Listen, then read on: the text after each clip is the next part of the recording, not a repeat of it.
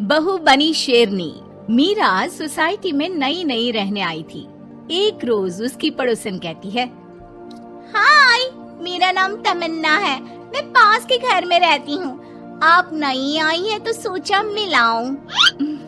अच्छा किया, आइए ना बैठिए, मैं आपके लिए चाय लेकर आती हूँ।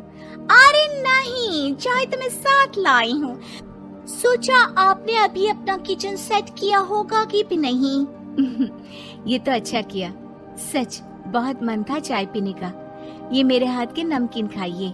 मीरा और तमन्ना में दोस्ती हो जाती है, लेकिन धीरे धीरे पता चलता है कि दोनों हैं एक दूसरे से बिल्कुल अलग। एक दिन दोनों पार्क में घूम रही थी कि एक लड़की मीरा को देखकर कहती है, कैसे रंग की साड़ी पहनी है, एक तो इतनी गर्मी, ऊपर से चटक रंग, कितनी गवार दिख रही है ना ये पीली साड़ी वाली। और बाल भी कैसे उड़े उड़े हैं। तमन्ना को गुस्सा आ जाता है। हाँ, तो उसके उड़े हैं ना, तुम लोगों को क्यों जलन हो रही है? और रहा सवाल साड़ी के रंग का, तो जरा फैशन सेंस ऑन करो।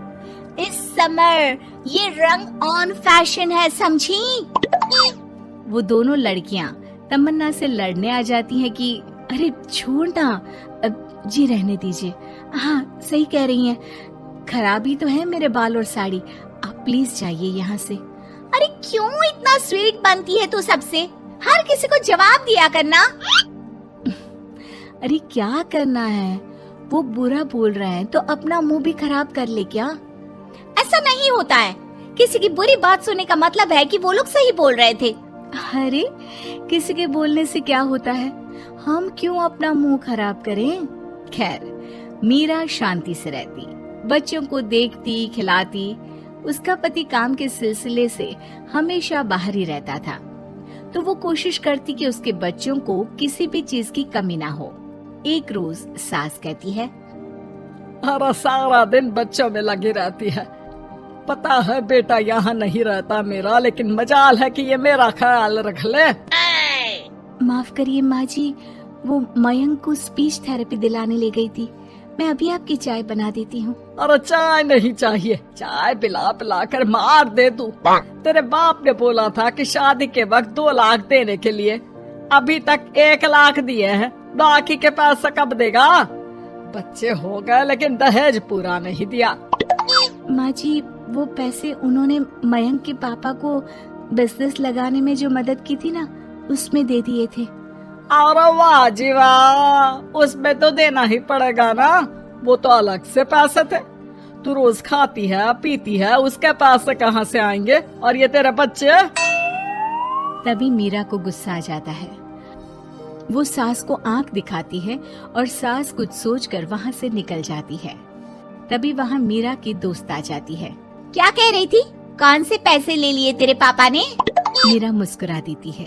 अरे वो पुराने लोग हैं ना, अपने तरीके से सोचते समझते हैं, छोड़ ना। और बता कैसे आना हुआ?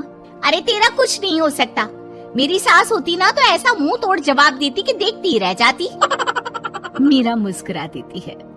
मीरा सारा दिन घर का काम करती, शाम को तमन्ना के साथ अपने बच्चों को लेकर पार्क में जाती, जहाँ दोनों के बच्चे मिलजुल कर खेलते।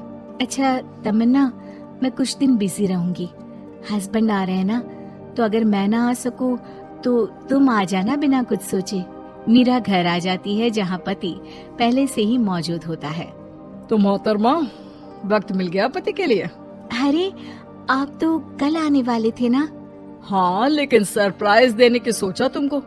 कहाँ गए थे बच्चों के साथ? अरे बस पार्क तक गई थी, बच्चों को खिलाने के लिए। वैसे अगर आपने सरप्राइज नहीं दिया होता तो मैं कुछ स्पेशल बनाती आपके लिए। अरे तुम्हारे हाथ की तो सिंपल दाल भी स्पेशल होती है। कुछ भी बना लो मीरा। मीरा का पति उससे बहुत प्यार करता था, वो उसे समझता था, लेकिन कभी कभी उस पर गुस्सा भी हो जाता था। अरे घर पर कोई है? कहाँ है मीरा? तभी तमन्ना के कान में मीरा के पति की आवाज आती है। यार बच्चे बच्चे, हमेशा तुम्हारा ध्यान बच्चों पर रहता है। चलो ठीक भी है, लेकिन मेरा भी तो सोचो। तुम्हें कौन सी शर्ट साफ करने को कहा था और तुमने कौन सी कर दी? यार पता नहीं ध्यान कहाँ रहता है तुम्हारा। जरा सी भी स्मार्टनेस नाम की चीज नहीं है, न बोलना आता है न समझना। मुझे आपने सफेद शर्ट साफ करने को कहा था, ये सफेद ही तो है। अरे पागल औरत, मुंह से सफेद निकल गया होगा, ये नीली करनी थी। लेकिन तुम खुद की अकल लगाओ तब ना पता चले कि कौन सी करनी है। तमन्ना बाहर खड़ी सब सुन रही थी। उसने वहाँ से निकल जाने में ही भलाई समझी, लेकिन अगले रोज पार्क में। देखो, मुझे गलत मत समझना, मैं ये नहीं कह रही हूँ कि तुम अपने पति से लड़ो या उसका मुंह तोड़ दो, लेकिन अपनी बात रखना तो सीखो। जमाना ऐसा नहीं है कि कोई किसी को कुछ भी सुना दे और अगला चुप रहे। चुप रहना ठीक है, लेकिन एक लेवल तक। मैं समझ रही हूँ तमन्ना, लेकिन मेरा नेचर कभी रहा ही नहीं।